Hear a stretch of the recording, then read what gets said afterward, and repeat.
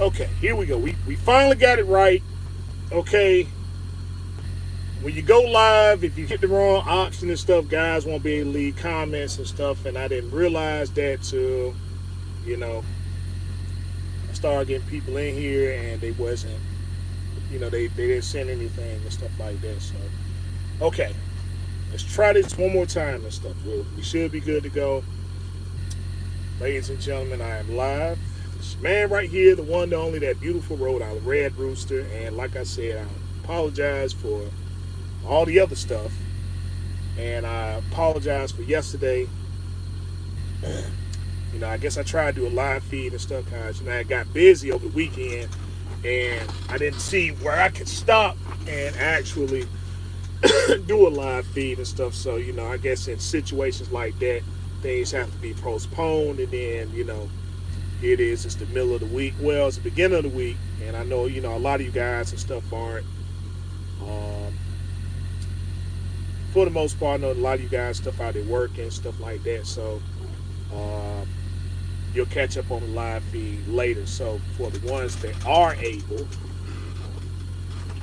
I welcome you. And when you get the opportunity and stuff, you get in here, same thing as always. Give me an audio check. Let me know everything is good. And we'll go on with today's dissertation, Two Birds with One Stone. So,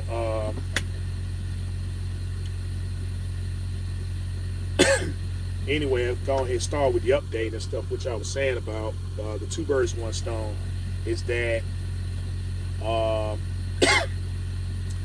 I was, you know, from my past content and stuff. You guys know that this month was supposed to be the month where I was supposed to make my final payment with my truck, and I was paying the truck off early on account that I didn't have any kind of issues and stuff and whatnot. So, but what I decided to do was to go ahead and get the transmission rebuilt since I already got the money as opposed to paying the truck off. Right, and cause the truck is gonna be paid off regardless. But if I got the money to go ahead and do the repair, then that's what it is. So, in the midst of doing that, they're gonna have my truck for a week. So rather than me just being somewhere doing nothing, right? I'm gonna do what I was supposed to do last year, which was go to California, particularly Los Angeles, because I've never been. I've never been to California, period, in my life. And so,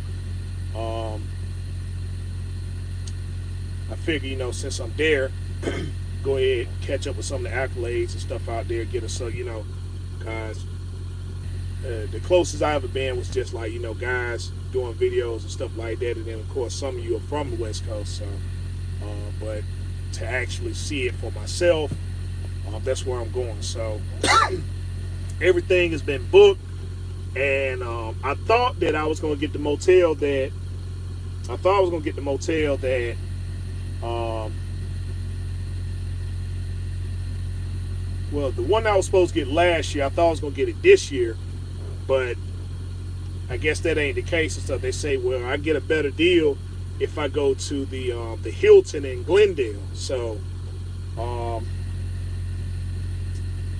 because what I wanted to do was I'm only gonna be in LA. Let's see, Tuesday, Wednesday, and Thursday. So I didn't know how many days and stuff it was gonna take to see everything I needed to see, and so I wanted to. It's a 5-hour flight out there and stuff. I wanted to go to the motel, rest, and then get out there and start looking at things. And so, but I ain't want to get caught up, because I ain't know how open the state was. But, they asked me the question. I'm just, hey, well, I'm an essential worker. I'm just waiting for, this truck to be available and stuff like that. And I'm just going to grab that. So I got my alibi and stuff set up. It's just, and I really didn't want to see anything or do anything specific. Well, I didn't want to do anything specific, but it was a lot of things I want to see. And so, if I can do it from the inside of my car, then, So, I guess if you guys are from, some of you guys stuff are familiar with California. Like I said, I'm gonna be in Glendale, and from what they're telling me is that the motel is 10 minutes from downtown, right? I'm actually 10 minutes from everything and stuff, and so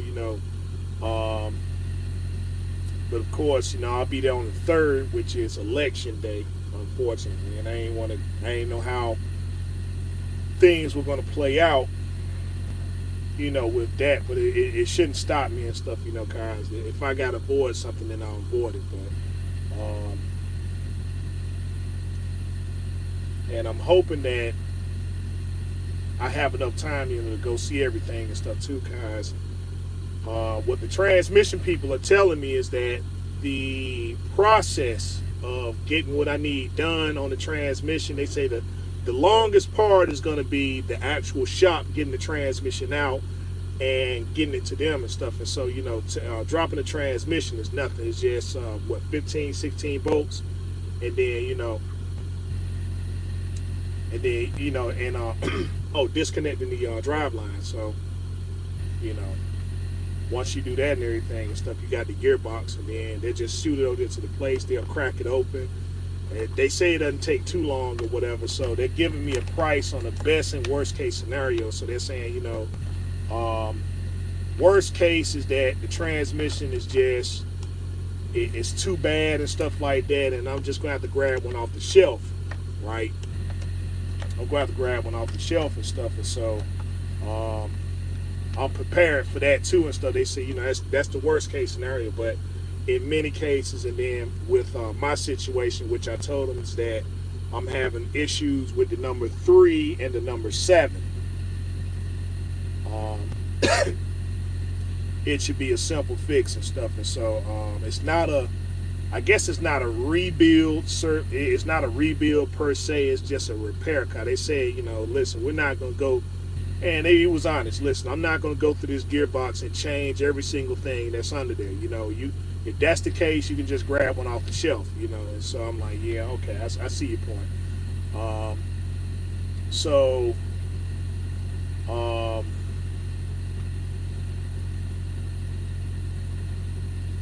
He gave me the price point on the worst case, and so which. When you think about a transmission, you'll think like, well, okay, your transmission and your motor, those some expensive components and stuff. And I'm like, yeah, they are, But if you can take it to a certain place, or you just do your research on it, you find out it's not as expensive as you think. It's not gonna cost you like $10,000, $12,000 and stuff. And they ain't it. So, but you will have some money in it, but. It was something I knew that was going to. It was something I knew I was going to need and stuff eventually. So I went on ahead. I'm gonna go ahead and take care of that. When the guy cracks it open, I think this should be the last little. It's the last little piece of the puzzle of stuff that I should have taken care of or should have been more observant of and stuff when I purchased the truck from Lone Mountain. So he's going to take plenty of pictures and stuff for that and everything. This truck came from CR England, of course, and it's in a lease program, but a lot of guys that were leasing the trucks over there with CR England, a lot of them were trainers, and so that's probably why the number 7 and it's probably why the number 3 and the number 7 is worn out the way it is and stuff, guys. It's the most used gear in the truck. It's the most used gear in the truck and stuff. So but anyway, I'm gonna take care of that issue there. Get that resolved. I just wanted to check and stuff to take plenty of pictures because I am in the midst of everything that's been going on and stuff. I've been learning how to do editing and getting the right vlogging camera and stuff like that, because another reason why I've been told why my subscribe count isn't going up is because of me doing live videos as opposed to just doing regular uploads. So I do want to get my subscribe count up, but I just like doing lives and stuff, man. It's just lives kind of put me more you know, when I do lives and I describe things and stuff, it puts me more on point on my information as opposed to just pre-recording something, because I'll sit there and I'll probably screw up maybe 20, 30 times. But, you know, when I do a live, it's like, man, listen, I'm on point. You know, I got to think of the words and stuff right away and then present it. You know, I can't be slipping up and saying, you know, and that's another thing I'm trying to cut out too, is that, you know, that and stuff. So, oh, there I go again.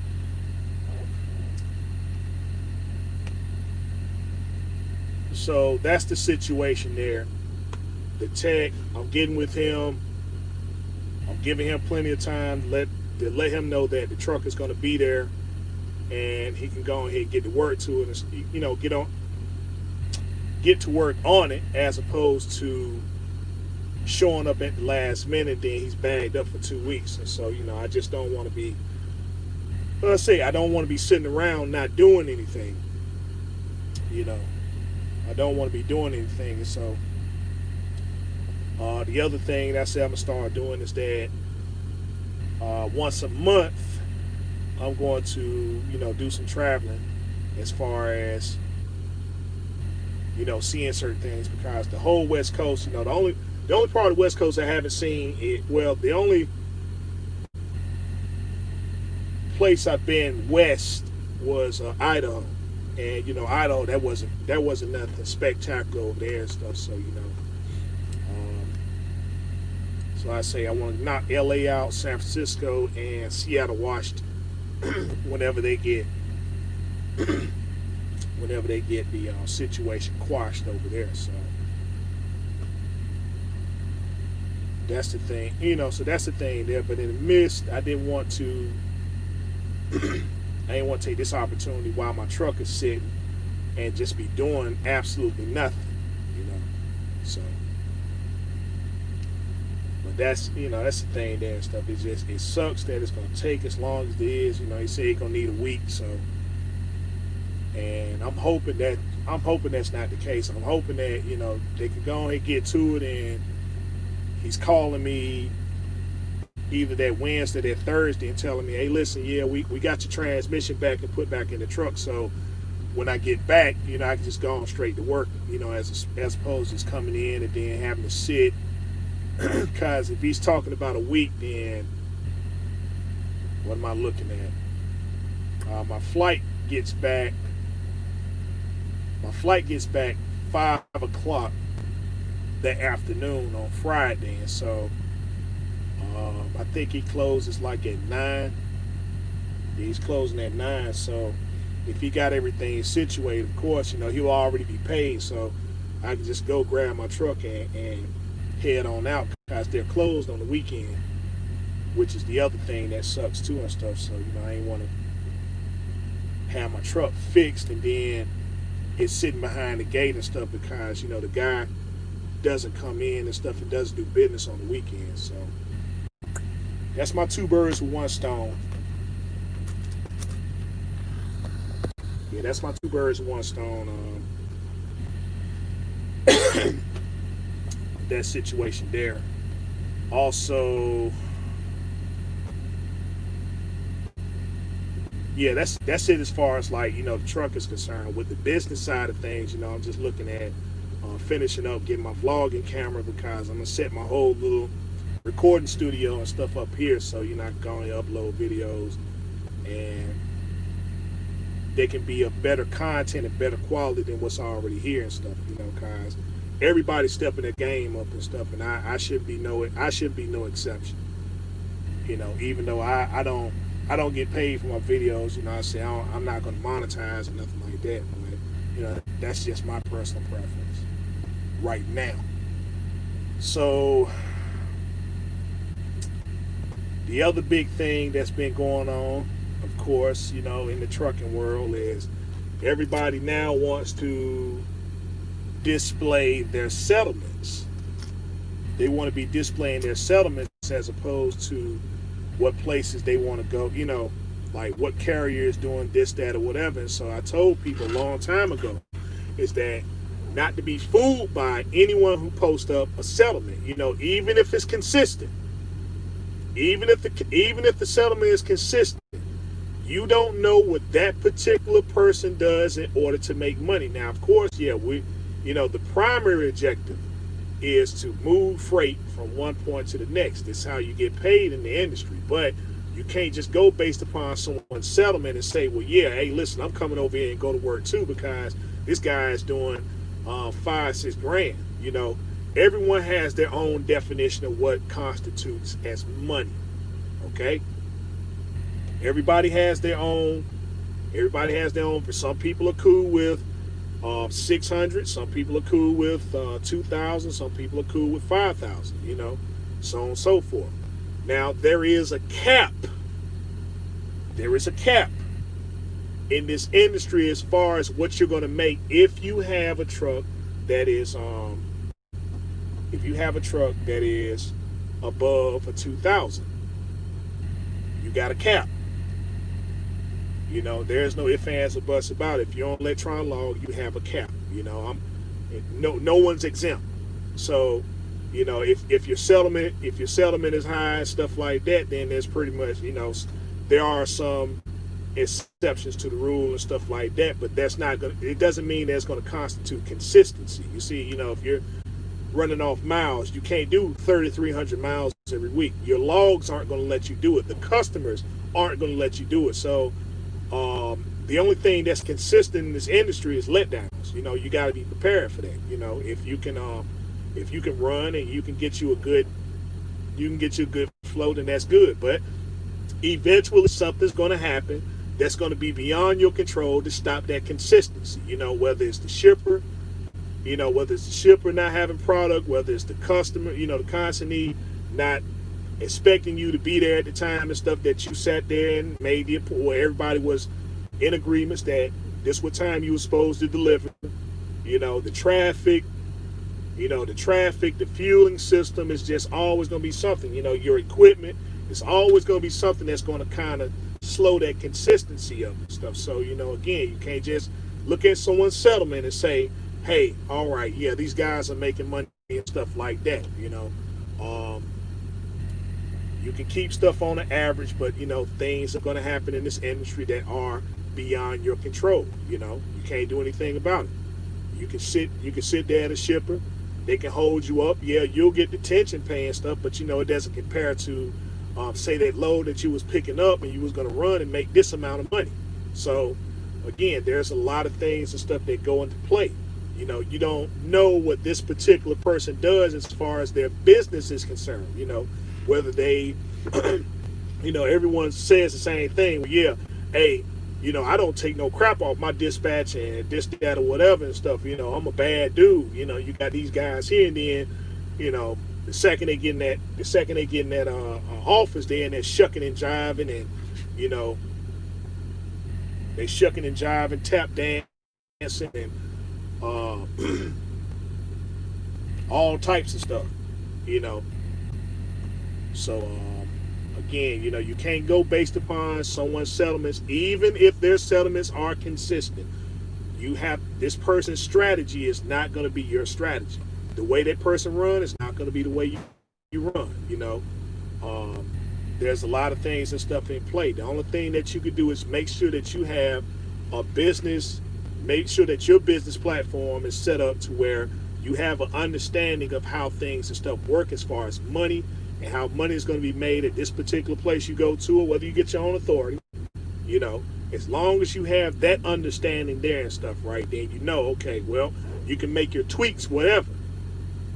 But that's based upon you. But you can't look at another person and say, yeah, I'm gonna make the same type of money this person make right here and stuff. It's no. Because I've been at carriers, and stuff where some of your trucker YouTubers and stuff have been there, and they're saying, well, I didn't have a problem there, where as opposed to some other people had problems. They're like, well, I couldn't make any money, So it's that's not a good measuring stick to go by and stuff as far as like your level of success, Okay, back live again and stuff. Let's see. Preacher. Oh, hey, Preach, congratulations, man. Yeah, congratulations and stuff, man. I see you purchased the truck. You said you had it at the shop. They doing their thing, so I'm still looking. I'm still looking to see that upload. You know, you laid your plan out and stuff. You laid the plan out, so everything works out. I'm just, I'm a little surprised and interested to see, how things work out. Cause you got you a day cab, and you got you a day cab, so I'm definitely gonna want to see that. Let's see what's going on. Do you think it's best to get a new air dryer or get a repair kit? Um, your air dryer. Well, let's see. In your situation, get you a repair kit.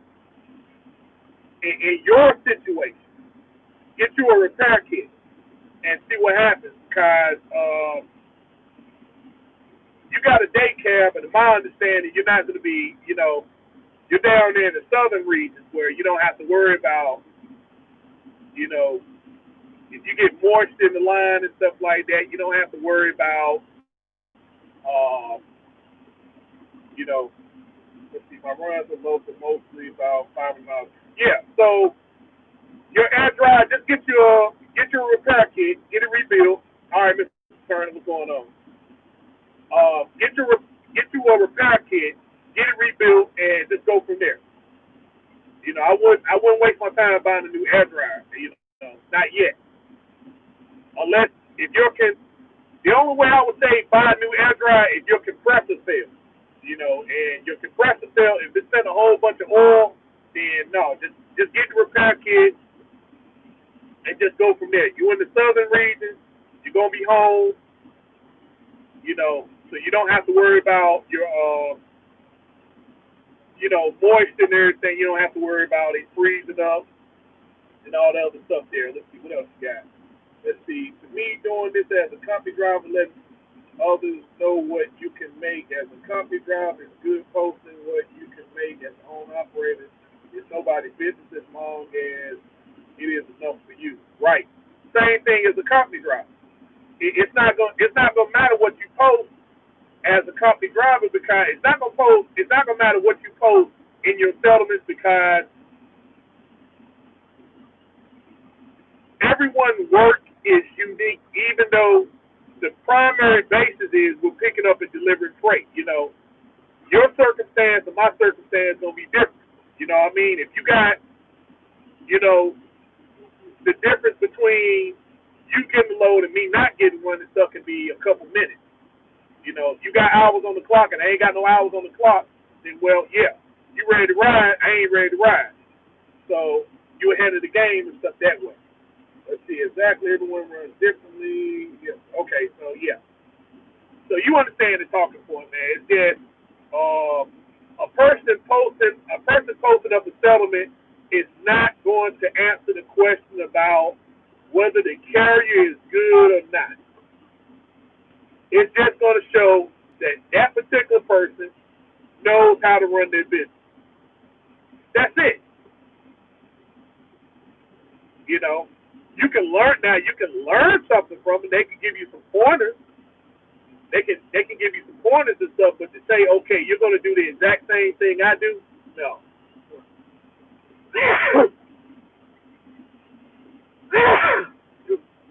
Sorry about that. Yeah, but that's not a measuring tool. That's not a measuring tool. A measuring tool to decide on what's a good carrier or not is a good measuring tool to decide whether the carrier is good or not is that the people that you're talking about leasing on to, do they have the same to lose as you or do they have more to lose as you? If you're going if you're going in a partnership, then yeah, you're gonna do fine at that carrier. You're gonna do just fine and stuff. The people you need to be leasing on is people that have the same to lose as you or more to lose. The people that have more to lose or the same to lose because the business is going to be business centered. But you're going over there and leasing on to a carrier and ain't nobody got nothing to lose. Like a lot of people need lease programs. First thing, the program is good. It's just the people that's involved in it. They ain't got nothing to lose. They're gonna get, whether your truck moves or not, they're gonna get their paycheck on Friday. They get their paycheck on Friday and stuff, and the money's already made. You see what I'm saying? So they gonna do what they need to do and stuff to make sure that their business and stuff is straight. You see what I'm saying? It's a CYA affair. Cover your assets. And so that's all they're there to do. Just monitor, make sure. Okay, well, they ain't got no authority as to what kind of loads and stuff come down the pipeline or whatever. They're not interested in none of the sciences and stuff of the truck. Like where you gonna go, where you gonna go, what route, the fuel cost, so on and so forth. They're familiar with some of it, right? But the fact that you got to go in there and talk to them about something that they already know what you got to have in order to make money should be that should be the like I said, there's your measuring tool right there. A lot of guys go in there. I just talked to a guy yesterday. He did the same thing. He's talking about, man, I came over here, and that's another thing and stuff, man. That's another thing. When you talk to me, right, I'm observant about the things that people say. Like, I've been doing this for 20 years, okay? I've been doing this for 20 years, but yet you're in a lease program. You never owned a truck, but you've been doing this for 20 years. I know how to make money. I know all the lanes and stuff at. Okay, well, it don't make sense to me because the only thing I'm gonna ask is that in your 20 years of driving truck, this is the conclusion of the matter. That says a lot.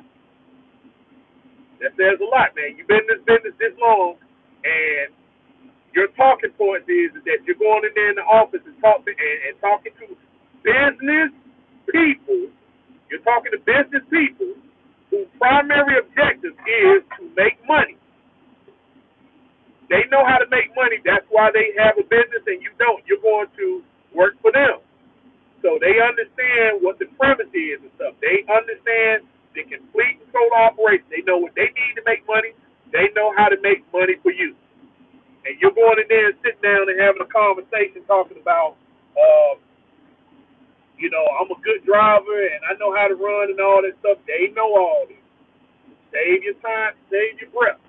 What you should be working on is, what you should be working on and stuff is your craft. How to formulate and stuff a business for you, because it's just like this whole Hector situation. Come on, man. As a business, this man admitted what he kept saying. Oh man, my $300,000. Now, what person in a business is going to invest $250,000? You're going to invest $250,000, and then the person tells you, right, that's selling the truck, that you need to go and ascertain some kind of financing. They're going to sell you the truck for another $170,000. So you got almost $500,000 in a truck that depreciates value every year. Well, there go my $300,000. What kind of business person makes those type of decisions right there? You see what I'm saying? See, you know it's a scam, right? Dang, this is my trash can. You know it's a scam, right? You know it's a scam. But you saying, okay, I'm gonna be an exception to the rules. And then, there go my $300,000. Now, what kind of sane person do you know? Is going to let somebody take away their $300,000 investment away, and nothing can be done about it? You name one. Only in trucking and stuff. They know how to do it, when to do it, where to do it. $300,000.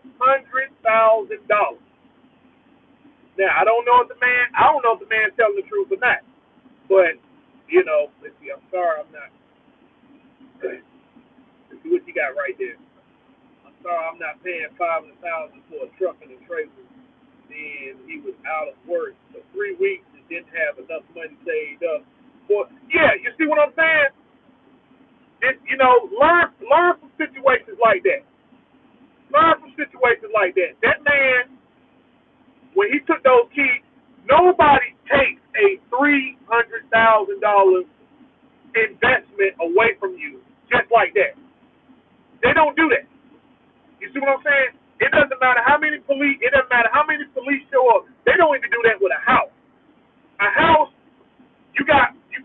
with a house, you got procedures you got to go through. If you miss payments and all that stuff, they don't come and just put, if you're paying a mortgage now.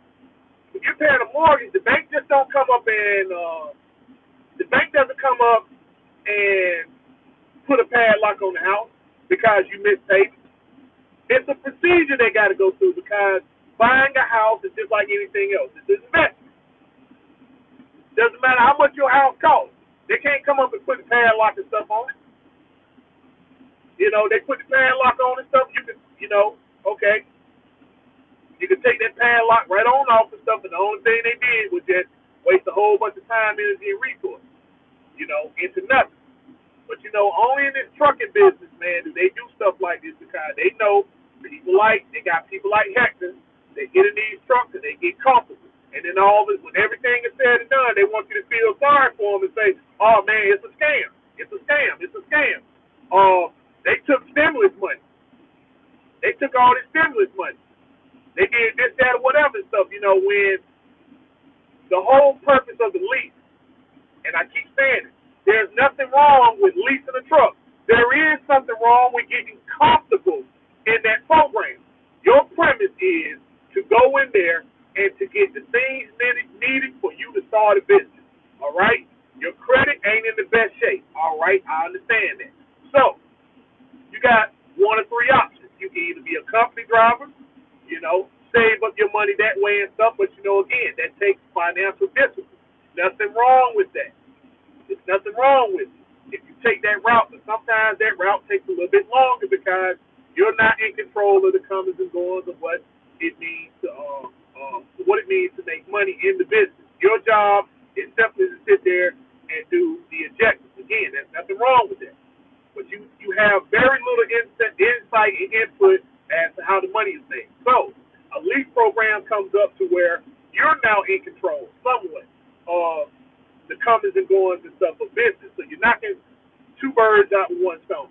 You're trying to learn the business and have control over the business for you to ascertain capital necessary to start your business. So you get in there, you start making your money, and what's the first thing people do? They get comfortable in there. Well, you know what? Hey, the money's consistent. Might as well go over here and start buying me a car.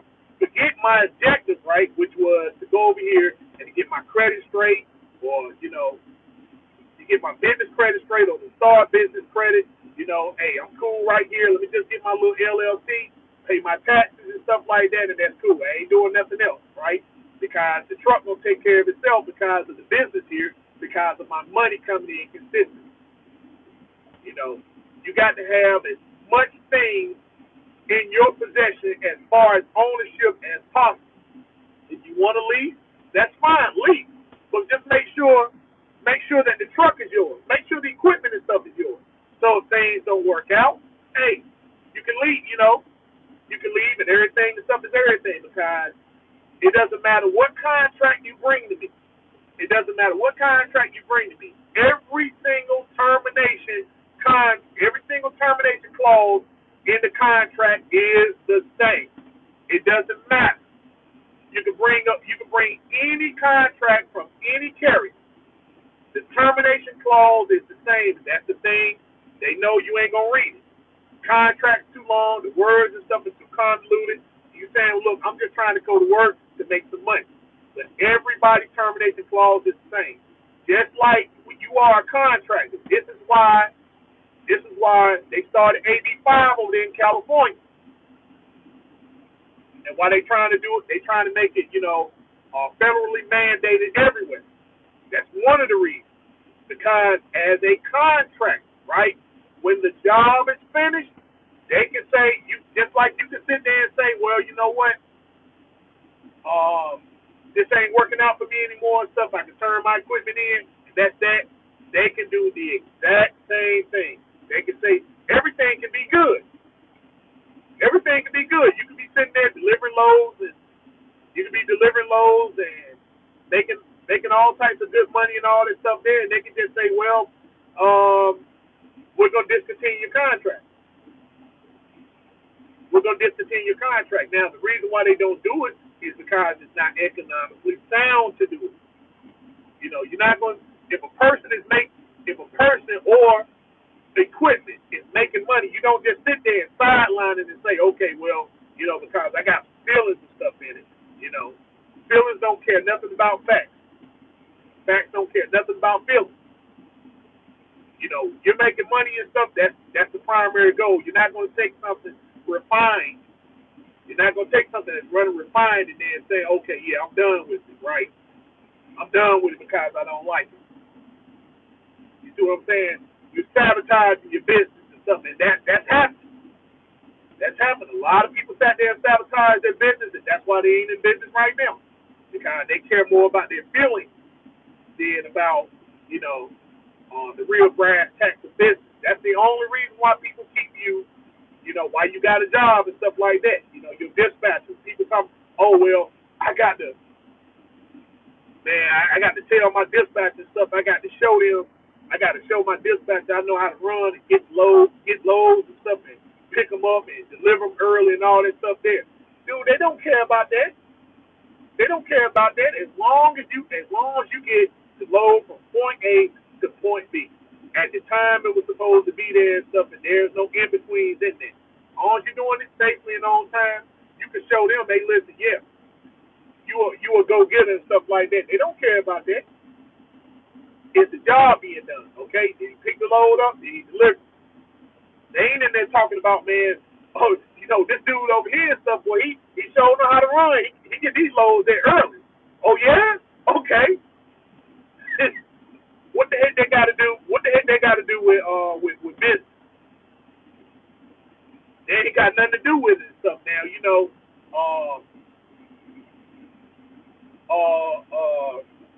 a more calculated business person will consider that and say, well, all right, if I want to increase productivity, then I'll take it in consideration and say, hey, can y'all hear me? I see this thing on thing. Can y'all hear me? Or am I just running my mouth? Give me a sound check, somebody.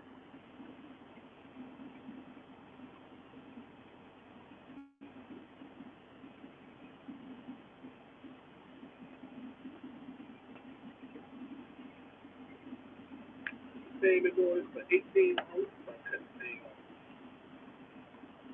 Oh, I'm good. Okay, all right. Okay, all right.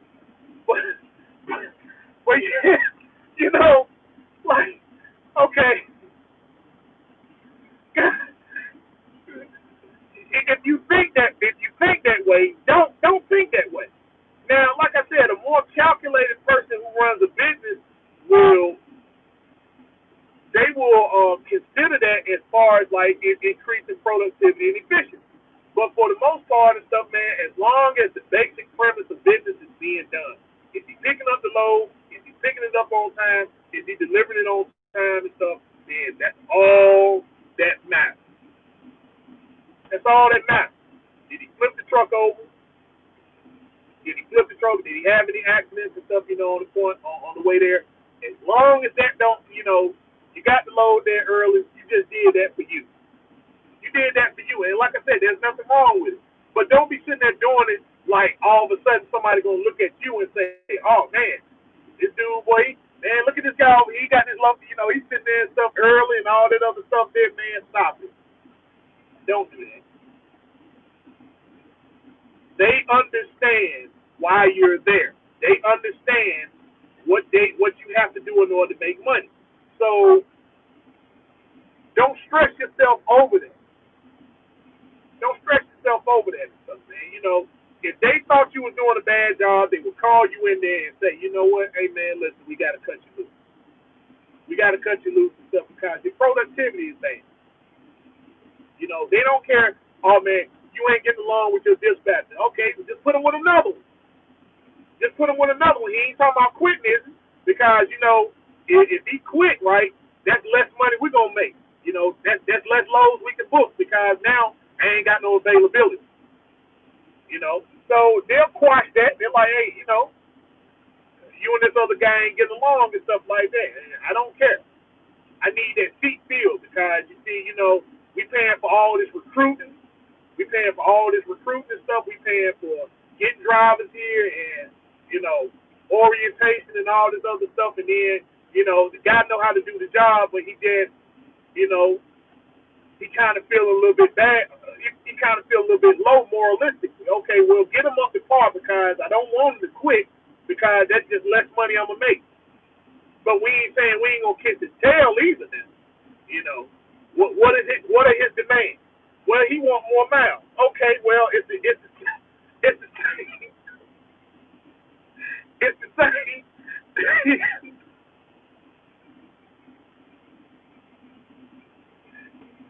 He ain't saying nothing no different than what any other driver and stuff is saying. So look, follow the protocol, man. You know.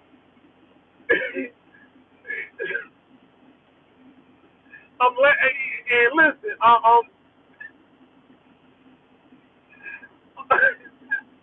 I'm laughing because I keep thinking about Hector.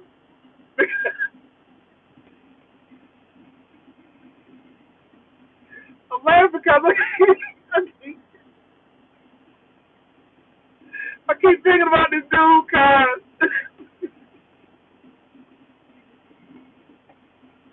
man, man. Now look at Hector's case, right? Hector was out of work for a month, and he came back to work. He was what? Was he 19? He was 19. He was $1,900 in the hole, right? He was $1,900 in the hole, and a guy offered him a load from Denver, Colorado to Virginia for $4,100. So examine the logic.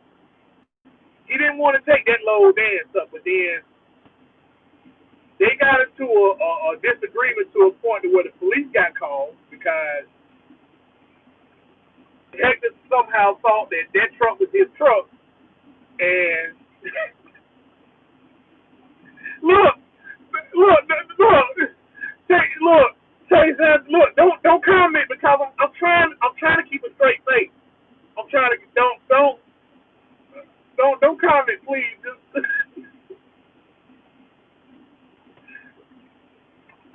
okay, all right. Look, so the guy, stop. Look, stop. No more comments, please. Stop. Look.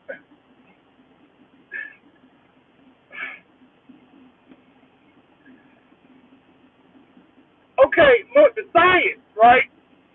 Now he wouldn't take that $4,100 load, but then when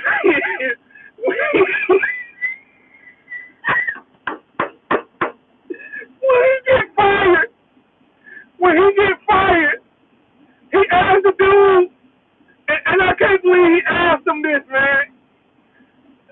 I can't believe he asked him this. He wouldn't take the $4,100 load and just keep it moving, right? And try to make it try to make it up on the back end. He gets fired, so he asked the dude after the police and stuff there, after he done talked all this mess to that other dude, instead of keeping his mouth closed, he asked this dude, can he get him a load? Can he give him a load to Salt Lake City so he can get the stuff out the truck? Now, people,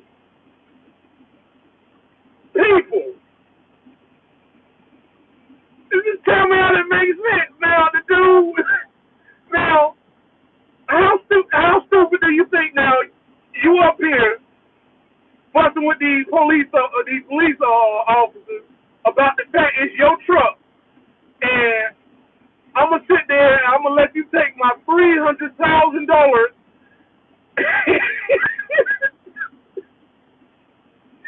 truck to Salt Lake City, where you can say, you know what, this is my truck. So, well, I'm gonna go to the courts and I'm gonna file paperwork in Utah, because Utah got different laws than Colorado, and possibly get the truck for nothing. Because I'm gonna go and hire me a lawyer, because that's what some people do when they scheme.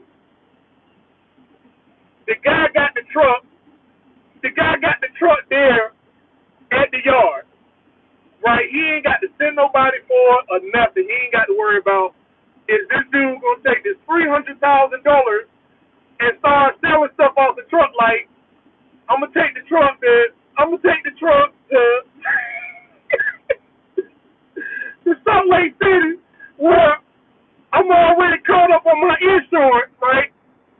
I'm caught up on my insurance, so the insurance is in my name. I'm gonna take the truck to the house, and then something mysteriously happened to it. Like, hey, what's that dude name that owned the company? Tony. Hey, Tony, guess what happened, man? I came outside and somebody stole the truck. They done stripped everything off the truck and everything. We got the police report. And so I guess I got to go to the insurance company, and they going to cut me a check for my $300,000.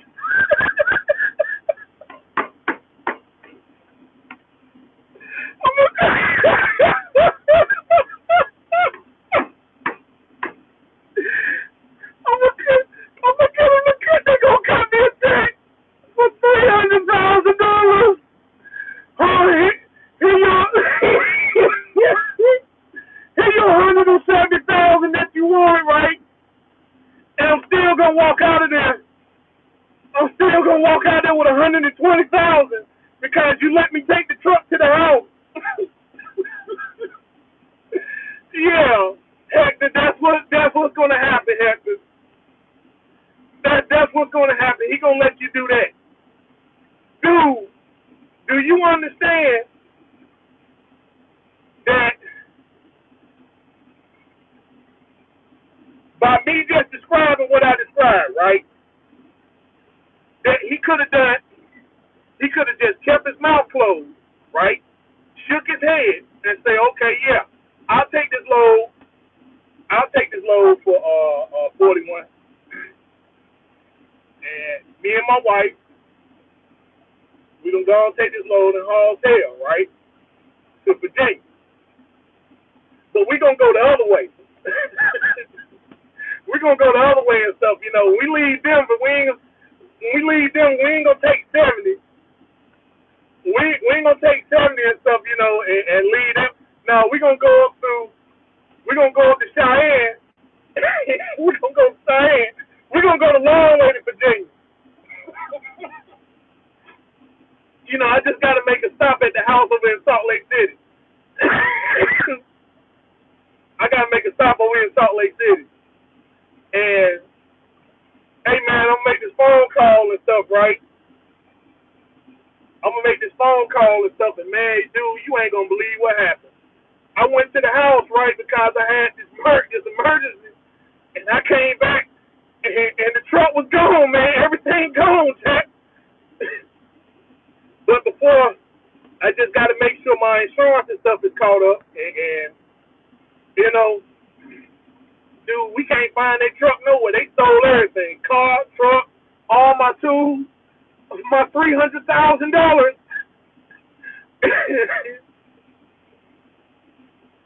And I'm gonna leave Democrat. That stuff was pathetic. This man had to go and get him a rental car.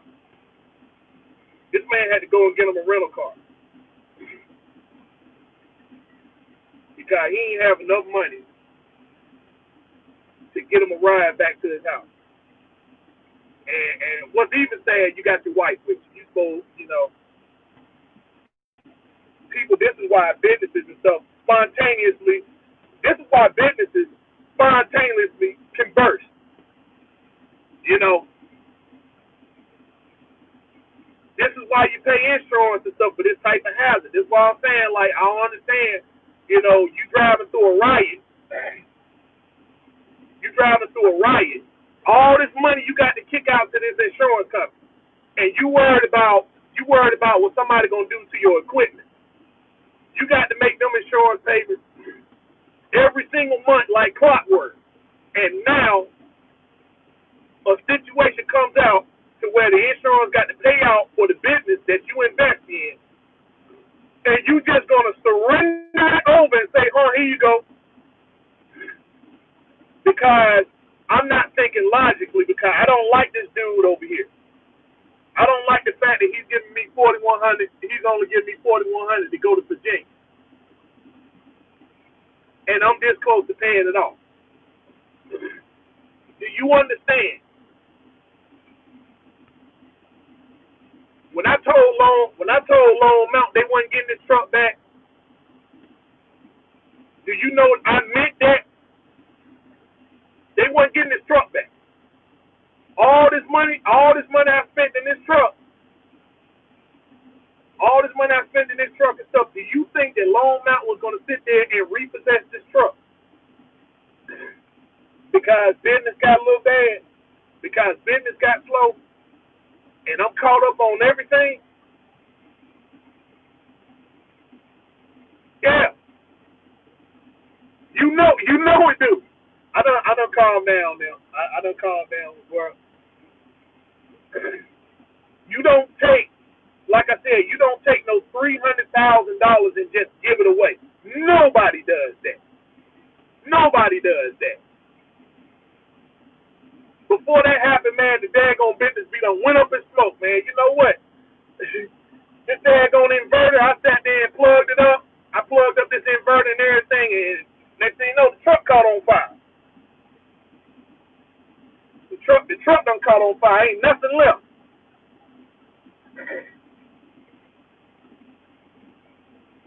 As hard as I work, do you think that I'm just going to surrender over my keys? Do you think I'm going to surrender over my keys? This for guys and stuff that get comfortable. You want to get comfortable, fine. But just make sure it's a payoff in the end. Ain't nobody going to come up. I'm working, and I got a disagreement. And I got a disagreement with you, and I'm being straight up about it. I've been working for 3 years, and I'm fixated on getting this truck, and you talking about having them keys, and I'm going to give you back a perfectly working truck that you ain't got to do nothing and stuff but make another contract and put another drive in it. I don't know. Maybe it's a Peterbilt thing. Because my Freightliner international people, they understand that concept. Because I'm being real. If it was a Freightliner or international, that would have never happened.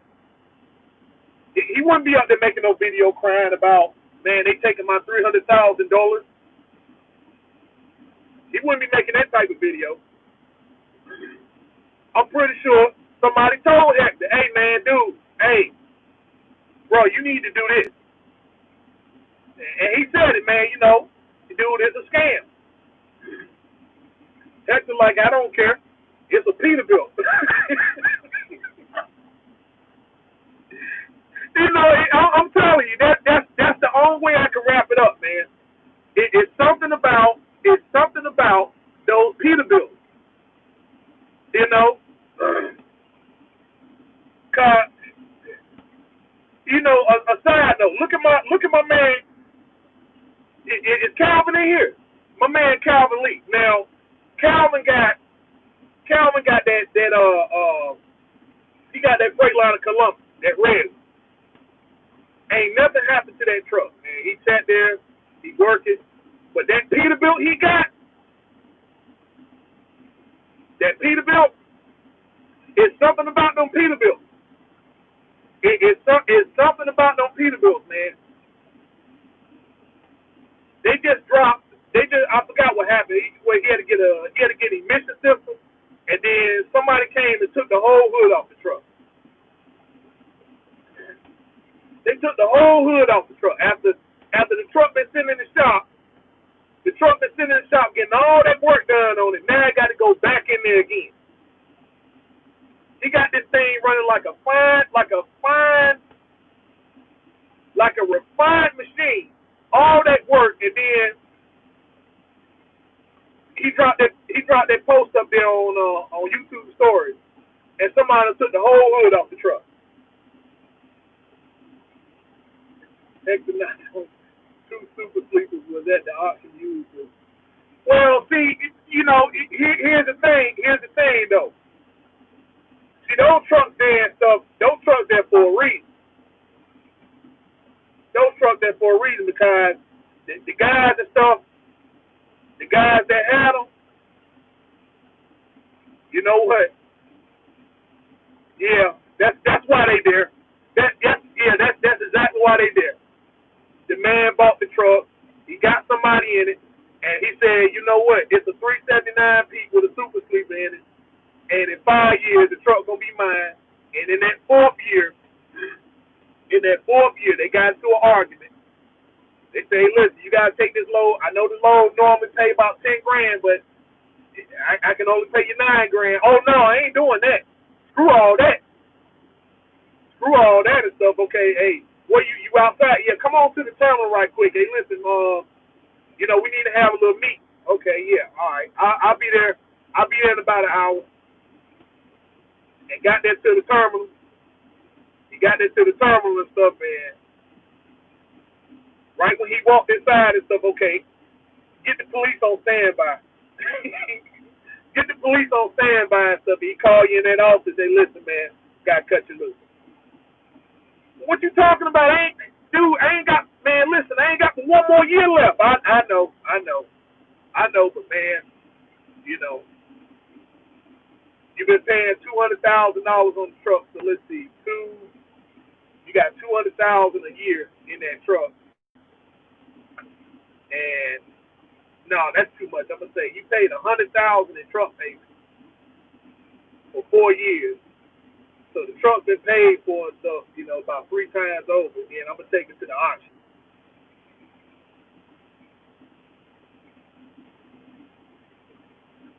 Well, you see when you on the grind, cause 2 things happen with that. Number one, if you ain't making no money, you can't go home. Which was clearly obvious because the man didn't have no plan. Because if he had some money, he would have had a plan.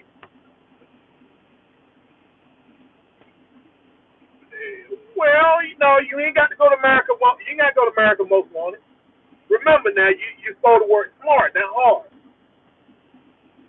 Don't give him something for nothing. Now you ain't got to, jail and prison is no place for anybody. You see what I'm saying? Now he's scheming. He ain't going to prison. You ain't got to go either. Like I said, you go in the house. You go in the house and stuff like that. Hey, listen, I got to go in the house for about 10 minutes and stuff and go in there and get you a shower. And you come back outside and stuff, man, where my truck at? Where my truck at and stuff. And, you go and check in the backyard, lift up some rocks and stuff like that, check under a few trees and stuff like that. And after about 3 or 4 hours of searching for your truck, you make the phone call, man. Somebody done stole it. I need to make the phone call and stuff like that. Hey, listen, make that phone call, and they can't recover the truck, or they recover the truck somewhere, and all they got is a frame, it's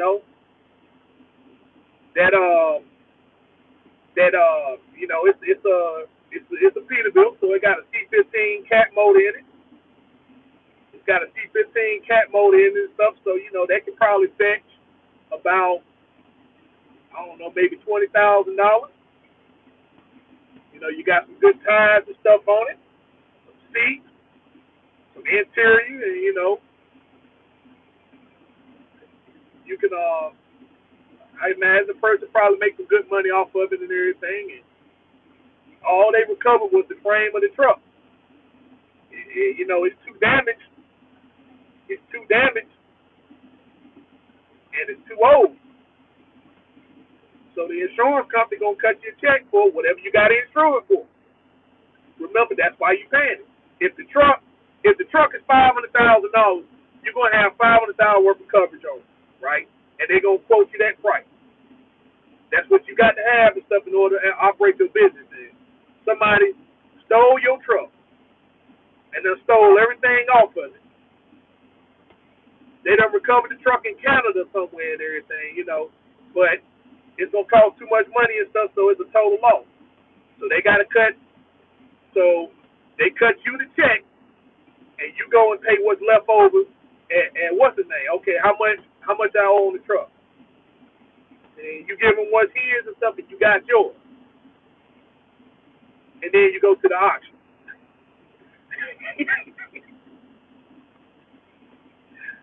You go to the auction, or better yet, you go get you a truck.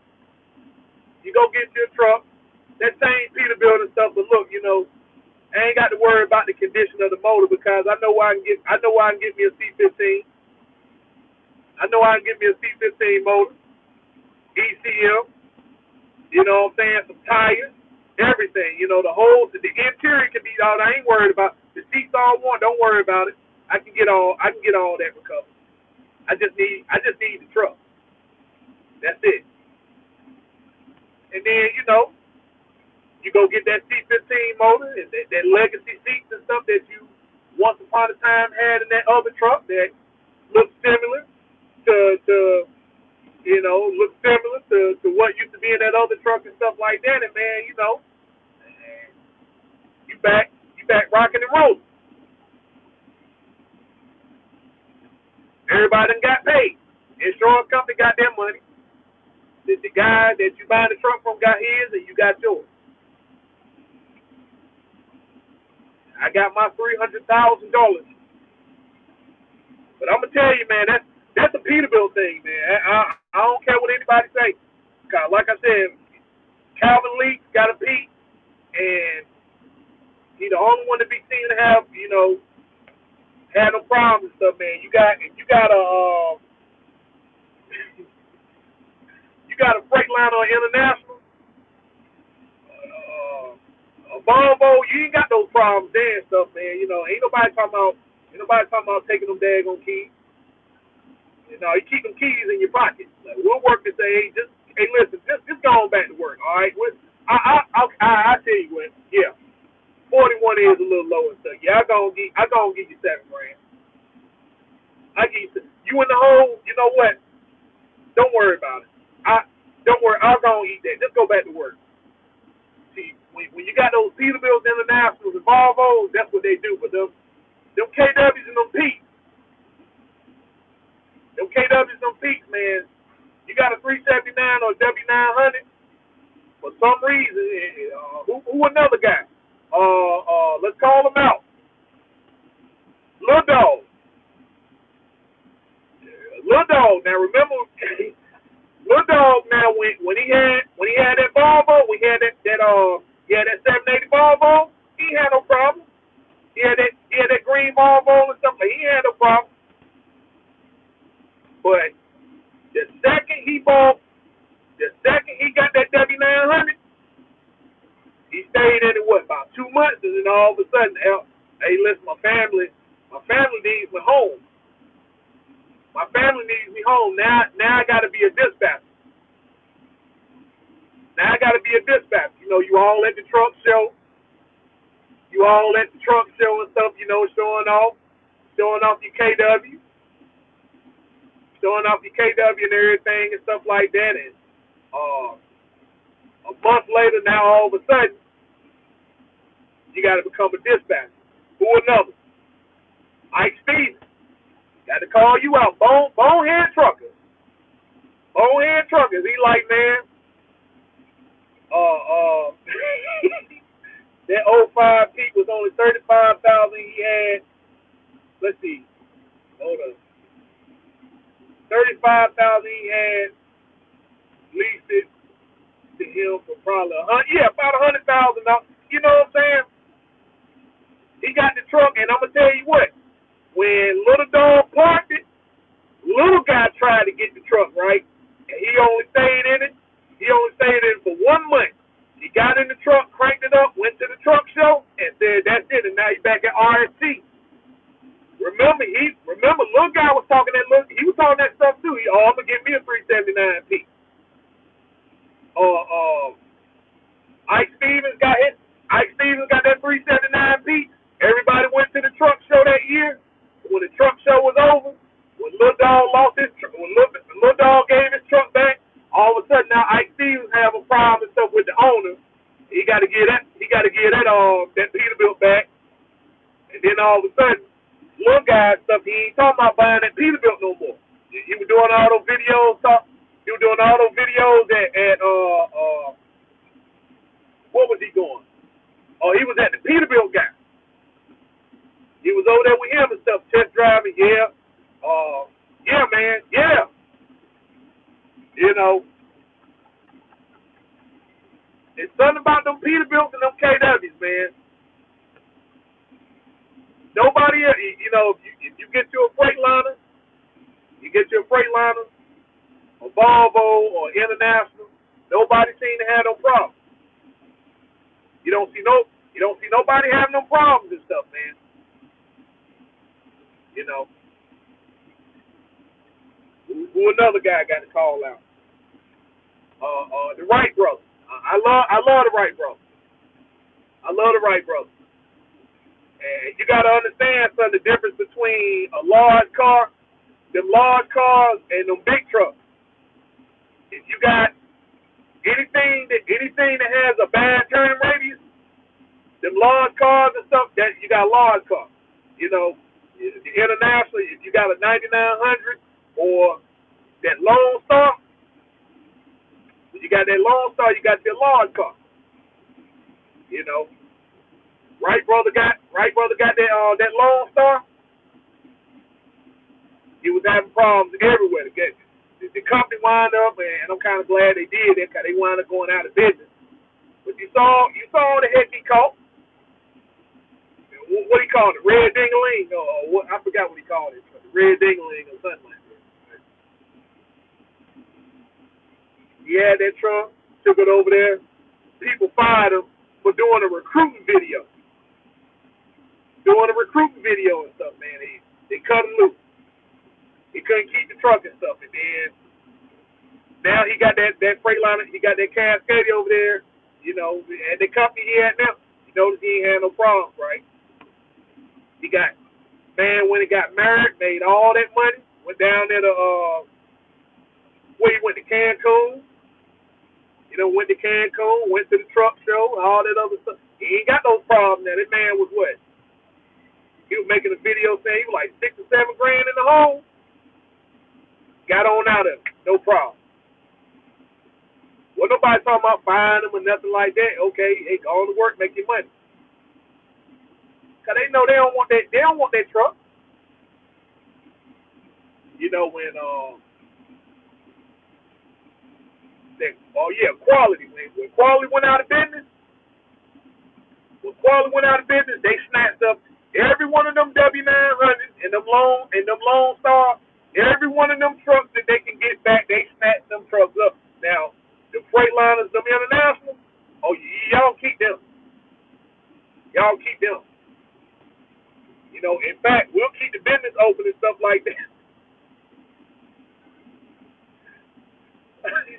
I'm cooking, bro. 3 for 77, getting that money, man. All right, Miss Ahmed, you go on get that, man. But I think I done rambled on enough and stuff, man. But y'all get what I'm saying, man. It's something about them Peterbilts, the 3-set. You know, them 3-set. I'm gonna tell you, anything in a Peterbilt, it doesn't matter whether it's a 379 or a 387, a 587 or whatever. Anybody that got a Peterbilt got problems.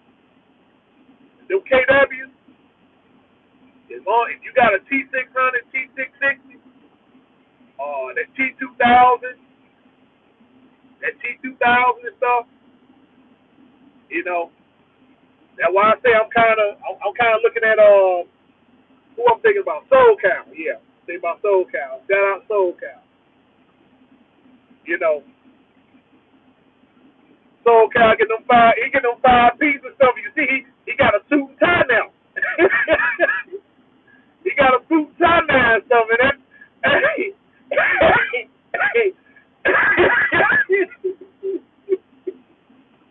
you know, look, SoCal dropped that video. He don't even look the same, man. That dude don't look. He look. That dude SoCal look just like anybody else that got a suit. Hey, if I'm lying, call me out on. You know, like I said, shout out to SoCal, man.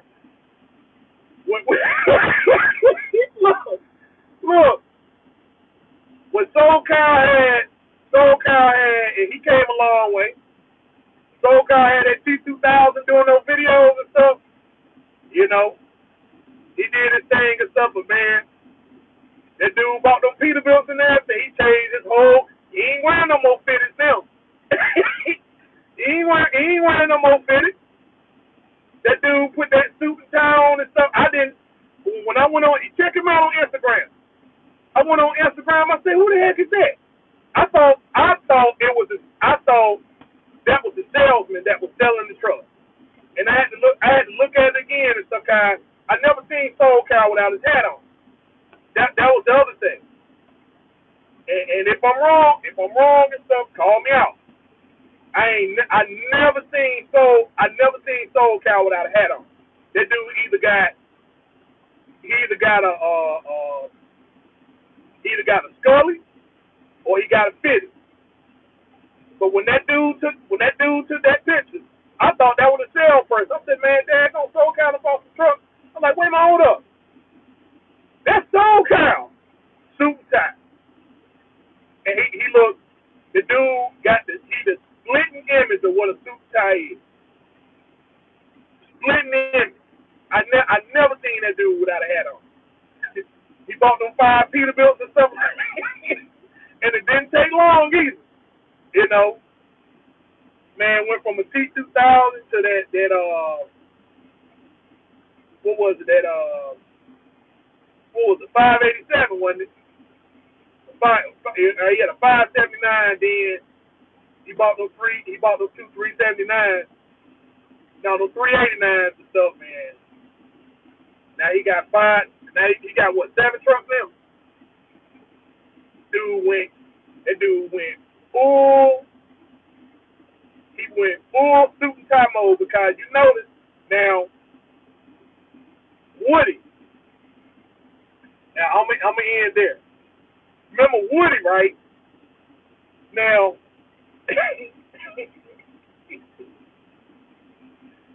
oh yeah, okay, then yeah, that's the other thing. No, wait a minute, no, I seen SoCal out of glass without his shades and stuff, but yeah, he took them shades off too. Now, you remember Woody? Woody was buying all those daggone Freightliners, right?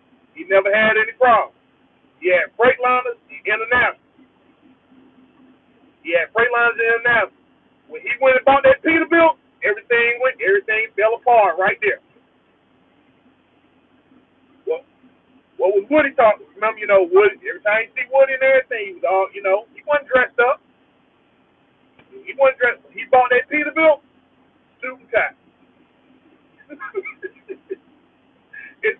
I'm telling you, it's something about them Peterbilts, man. When you get your Peterbilt,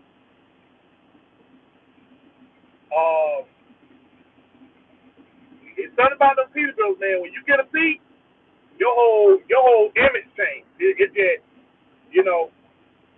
I understand people about the business, but man, as long as I got my suit and tie, Woody was doing from the start, though, because Chris was co-signing the truck. Yeah, I mean, yeah, we know the story of Woody. We know the story of Woody, but I'm just saying now. But It's something about them Peterbilts though. It's just something about them. You buy freight, you got Freightliners, International, Volvo. You can have a whole fleet of them. Okay, look at Lowshine, right? Have you seen Lowshine put a suit tie on? How many trucks he got? How many trucks Lowshine got? I bet you he ain't got no Peterbilt though. Lowshine got what? Okay, he got 3 or 4 trucks. All right, ain't now one of them no Pete. Ain't now one of them no Pete, but you know he get to chill at the house. Okay, all right, Western Star don't count. They used to.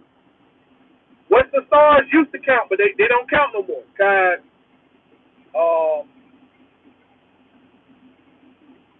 when they did the Transformer movie, cause Western Star used to be strictly used to be your own operator. It used to be your own operator truck. You could, in fact, you couldn't name a company out here that ran Western Star. They had a whole fleet of them. You couldn't name that one company. But when they rolled out them new versions of those W900s, and they said that they fleet edition trucks, everybody started buying them. And in fact, CR England, they were the first ones to buy them. They put it in the fleet and stuff. Then next thing you know, everybody got them W900s. And so I had on the. He had 8 points. Yeah. So, let's see what you got. I had no idea. All we know is he had 8 rollovers. Then we don't know how many he returned. Yeah, but look, when he got that Peterbilt, right? When he got that brand new Peterbilt, that's when everything. Yeah, it was due. But I'm gonna tell you this though. If he wouldn't have bought them Peterbilts and stuff, they probably would have worked something out with it. They're like, you know what? Because they don't want them trucks back. They don't want them trucks back and stuff. That's why they kept. Yeah, okay. He gonna keep dropping the 6 grand on him. Yeah, we'll keep selling it to him. But when he went and bought that Peterbilt and stuff, man, that's still the deal right there, boy. It's just something. You get that Peterbilt. Hey, listen. I'm working in the office. You know what? I ain't driving truck no more. I'm gonna be working in the office, and I'm gonna be putting on my suit and tie. I'm gonna be looking at stocks and bonds, and going into other sources of looking at income and stuff. But I have an elite fleet now because I have Peterbilt.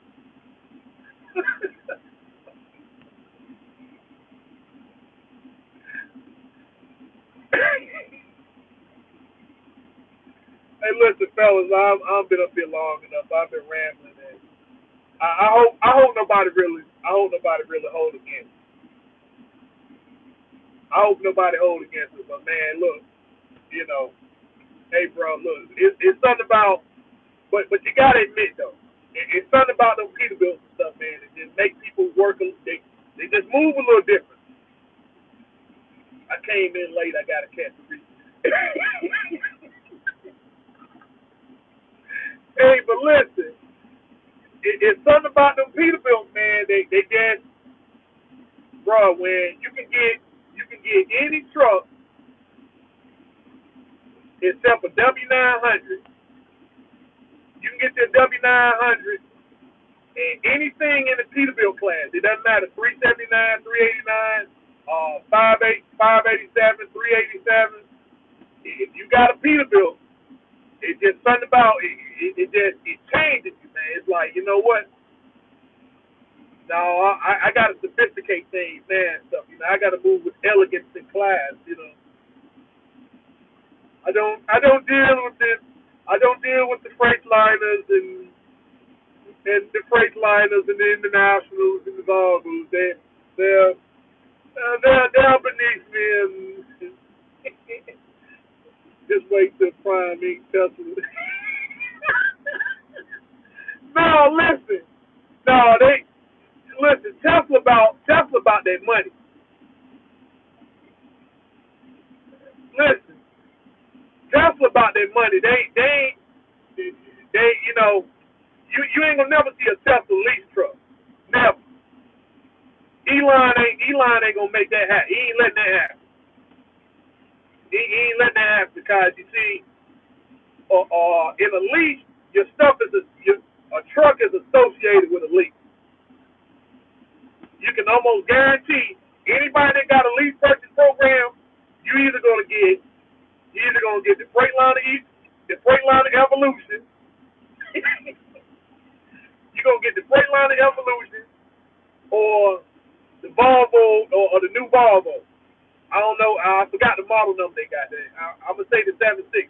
They might have changed, but you get what I'm saying though. You either get one of those two trucks in, so that's it. They International done pulled out. They no, you know what? No, we out. We out. God, the people over here. So when they be seeing me and stuff, are you in that lease program and stuff? I'm in the lease program. Yeah, I'm in that lease purchase program and stuff with the company. Yep, I sure am. Yeah, kind of truck looks just like it.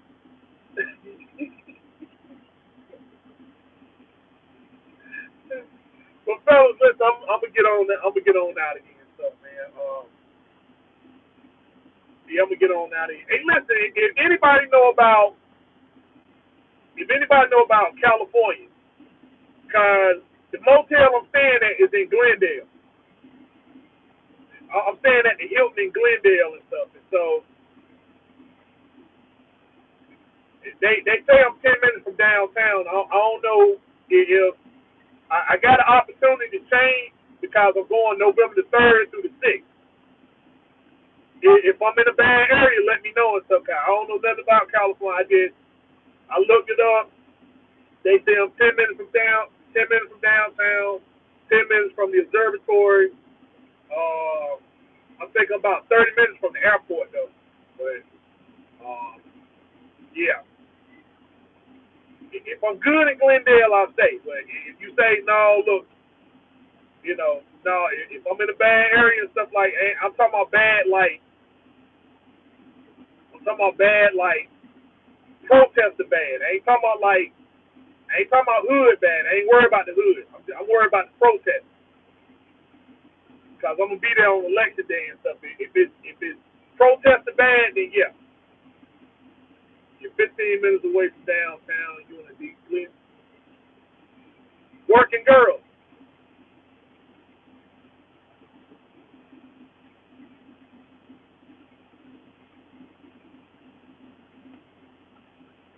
Yeah. Yeah. Plenty of them. Okay.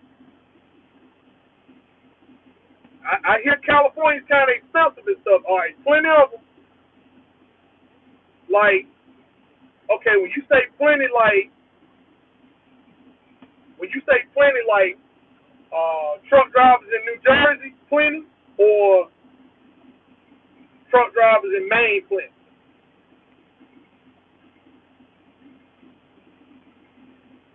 I just want to know. I just want to know what I need to charge for the rates and stuff like that. Oh, Jersey. Okay, so all right, Jersey. Okay, so that means I can charge them 88 cents a mile then. Okay, good. God. If you would have said Maine, then I've been paying like what, $3-4 a mile. Which I'm saying, it's okay. It's all right. 88 cents. Yeah, I'm gonna do the 88 cent a mile and stuff, but you know. I kind of want a decent one, but then I kind of want a decent one, but then I kind of don't want it. Like, I don't want to get an 88 cent one and then she can't pass the DOT inspection, right? She can't. I give her a level 1 inspection and she failing everything. I got to put out a service. I want you know, I could deal. I could deal with it if it got a few miles on it. If the brakes don't work, if a few of the brakes don't work. You know. But if she got any leaks though, I can't mess with it. If she got any leaks, I can't do that. I got that's just instant out of service right there. So I can't do that. Oh, and the the weight got to be on point too and stuff. I know I'm the weight got to be on point. I don't want one. I don't want one 80,000 pounds. I deal with a seven. She's 7'5", 760,000, 760,000. I deal with that, but 81, 82,000. No, I can't do. I don't want the scale to break. She go breaking my scale and stuff like that.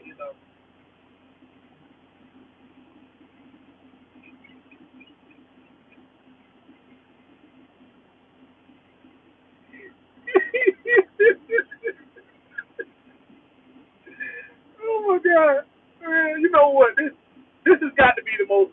This is the horriblest live I ever did. I'm sorry. I don't even know if I'm gonna keep this one up. But yeah, fellas, I'm gonna get on. I'm gonna get on out of here and stuff, man. But yeah, listen, y'all take it easy. Y'all have a good week. I'll get with y'all this. I get with y'all this weekend. I'm Rhode Island Red Root.